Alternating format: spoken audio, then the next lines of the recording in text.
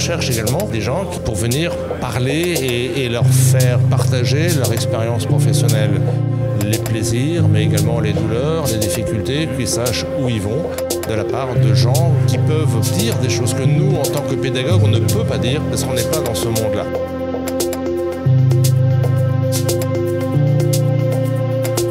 Et il y en a plein, ils rêvent à l'industrie, mais ils ne se rendent pas compte du monde dans lequel ils vont aller.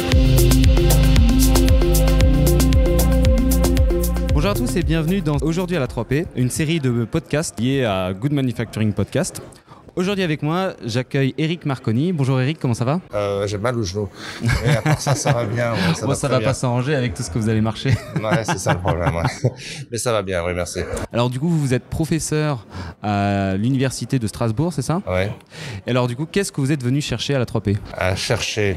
Alors je suis venu chercher des gens du monde de l'industrie de la pharmacie qui soient capables d'aider mes étudiants dans leur recherche de l'excellence en matière de qualité, assurance qualité et contrôle qualité. Donc ici, il y a pléthore de spécialistes qui sont à même de donner à mes étudiants des conseils, pourquoi pas un emploi aussi, et de répondre aux questions qu'on leur a posées, parce que nos étudiants, ils sont quand même 53 ans, ils sont pas venus ici en touriste, ils sont venus ici, ils ont un boulot à faire, ils ont un taf, et ils ont à rendre en fait un rapport sur un sujet d'actualité dans le domaine de la qualité des produits pharmaceutiques. Donc ils vont trouver ici des interlocuteurs, ils vont choisir un sujet qui leur plaît, ils vont devoir nous rendre leur copie. Le but du jeu pour eux, c'est de commencer à créer un lien, commencer à créer un réseau professionnel. Donc ils sont venus avec des cartes de visite, ils vont jouer aux cartes avec les gens, ils vont venir vous voir aussi, je pense, et leur ambition, c'est d'arriver à terminer leur formation et l'idée réelle qui se font de l'industrie pharmaceutique, sachant qu'ils sont tous déjà apprentis et donc déjà salariés de l'entreprise pharmaceutique. Ils connaissent leur boîte, ils connaissent les amphithéâtres, ils connaissent pas encore le monde pharmaceutique. C'est pour ça que je les amène ici. C'est ça qui est souvent pas facile quand on est étudiant, c'est se rendre compte de à quoi sert par exemple un filtre stérilisant. Si on n'a jamais, ou un test d'intégrité, si on n'en a jamais utilisé, si on n'a jamais été confronté à tout ça, c'est vraiment pas facile de s'intéresser au sujet. Donc là, c'est super déjà que je trouve qu'il soit apprenti. Est-ce que vous voulez présenter un petit peu le master, c'est un master, c'est ça ? Il y en a 5 des masters. On a plus d'une centaine, on a 150 étudiants actuellement en apprentissage.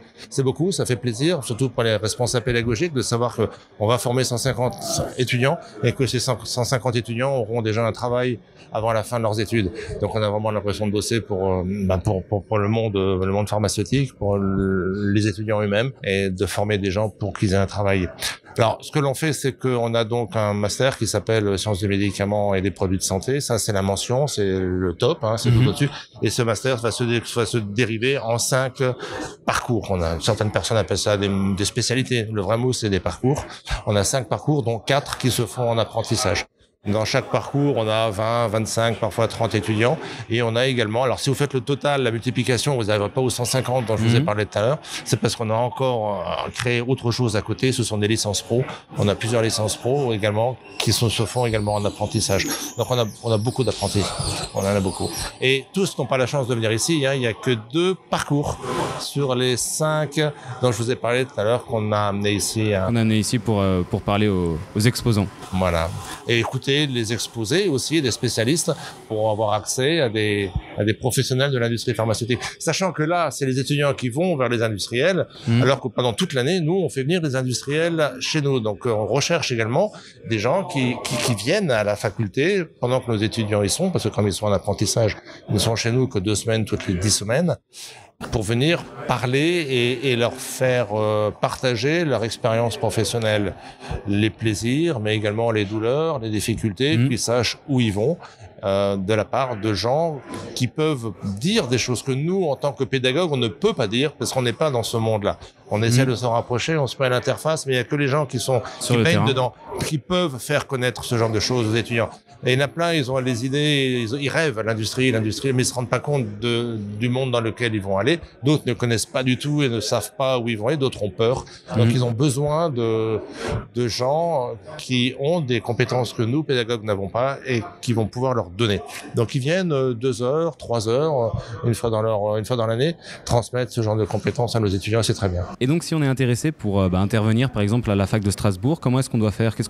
Vous contactez les responsables pédagogiques, donc moi, Philippe André qui est ici, le responsable de la mention qui est Saïd Enahar, que nous avons amené cette année, un peu de force, il voulait pas venir. Et donc, lui, il transmettra ou moi, je transmettrai ou je prendrai les propositions en fonction du sujet, parce qu'il faut que ça colle aussi d'un point de vue pédagogique évidemment. dans le parcours. Moi, je m'intéresse essentiellement à tout ce qui est assurance qualité, mais vu du côté de la chimie analytique. Philippe André, qui est avec moi aujourd'hui, enfin cette semaine, il s'intéresse plutôt à l'assurance qualité vue du côté microbiologique. Voilà, asepsie, comme c'est le cas ici. Il y a des gens qui vont s'intéresser à l'assurance qualité plus du côté de la formulation et de la fabrication du médicament. On a une spécialité de fabrication et de formulation du médicament qu'on a appelé de façon un petit peu grandiloquente ingénierie pharmaceutique. Ouais. Mais voilà, il y a des gens on a un autre parcours qui est plus intéressé sur le côté au côté réglementation. Voilà. Donc on a vraiment de tout, et je pense que tout exposé, tout professionnel pourra trouver sa niche et trouver un endroit où il pourra communiquer avec les jeunes. Sachant que ce sont des jeunes, je le répète, qui sont salariés de l'industrie pharmaceutique. Ce ne sont pas des étudiants classiques. Ils sont dans l'industrie pharmaceutique. Ce sont des gens qui ont déjà une bonne culture et qui se sont déjà déplacés, qui ont déjà passé les affres de la recherche d'un premier emploi, des entretiens, ils sont déjà dedans, quoi. C'est ça qui est super avec l'apprentissage, c'est que justement on finit les études avec une réelle expérience dans le milieu, quoi.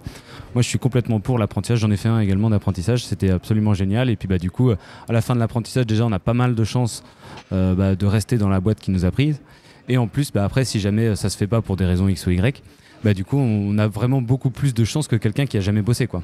Enfin, les étudiants aiment bien aussi, c'est les seules promotions, ce sont les M2 qui viennent me voir en fin d'année pour me dire merci. C'est grand, quoi. Ouais. Donc le message, si jamais vous êtes professionnel de l'industrie pharmaceutique et que vous avez vraiment des volontés d'enseigner, de sensibiliser, de transmettre, et bien du coup vous pouvez contacter la fac de Strasbourg. Je mettrai les détails dans la description. Est-ce que vous voulez nous donner un petit message par rapport à la situation actuelle sur les facs ? On a beaucoup entendu parler des étudiants en pharmacie qui ne veulent plus venir.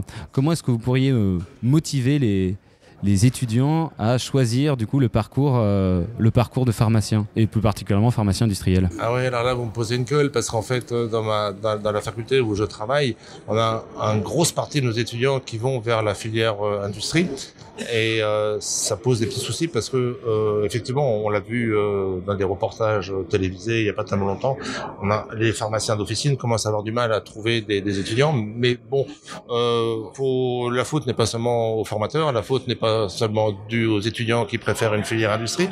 Faut pas oublier que le diplôme est unique, qu'un étudiant pharmacien qui a choisi de partir dans l'industrie peut, après ça, se reconvertir vers l'officine. Donc, il est possible de se voyager et d'avoir une profession plurielle. Je pense que nous pourrions, au niveau des facultés, alors là, je vais dire quelque chose qui, c'est pas à moi de le dire, mais nous pourrions, au niveau des facultés, former plus d'étudiants, parce que maintenant qu'il y a un numerus clausus qui n'est pas fait.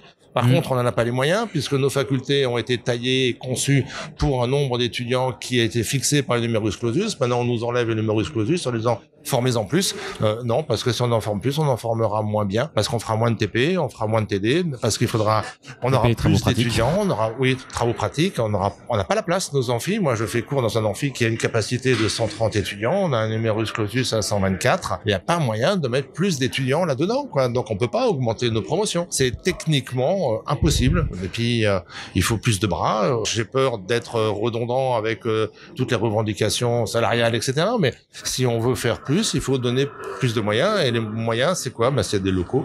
Les gens sont prêts à donner plus, mais il faut qu'on ait la possibilité, locaux, oui, salle de travaux pratiques, encadrant aussi. Il faut on va pas mettre 200 étudiants dans une salle de TP qui est prévue pour 60, ne serait-ce que pour des raisons d'hygiène et de sécurité. Ouais. On manipule des produits chimiques, ça peut exploser, ça peut brûler, ça peut être dangereux, ça pique. Donc il faut pouvoir évacuer les gens. Donc les bâtiments doivent être prévus pour ce genre d'activité qui n'est pas sans conséquence sur l'hygiène et la sécurité. Moi, je ne pourrais pas accepter de mettre dans mes salles plus d'étudiants que ce pourquoi elles ont été conçues. C'est hors de question. Donc il faut prévoir, il faut changer ça. On change pas ça du jour au lendemain. Mais on est sur la bonne pente. On est sur la bonne pente. Mais ça, il faut laisser du temps au temps et la possibilité aux gens de faire ce qu'on leur demande. Après, rappelons quand même que le métier de pharmacien est un métier essentiel pour l'ensemble du système de santé, qui intervient absolument à tous les niveaux, du développement jusqu'aux patients. Donc en choisissant le métier de pharmacien, au final, On peut s'orienter vers absolument tous les types de carrières, comme vous l'avez dit, hein, réglementaire, production, assurance qualité, développement. Et alors dans le développement, c'est pareil. Il y a un tas de possibilités. Et après, pareil, distributeur. Et puis après, pharmacien d'officine, qui est là-bas le parcours autre que industrie, quoi. Et puis après, il y a même aussi hôpital. Ah oui, il y a l'hôpital, l'internat, oui. Donc le pharmacien intervient absolument partout. C'est sans pharmacien, on fait plus rien, quoi. Donc c'est un métier qui est hyper intéressant et je pense que tous ceux qui se lanceront dans les études de pharmacie trouveront quelque chose qui leur plaira à un endroit ou un autre, quoi. Donc même n'hésitez pas, si jamais vous voulez discuter avec moi ou avec Eric, n'hésitez pas à nous contacter. Merci beaucoup, bon congrès et à bientôt pour un nouvel épisode.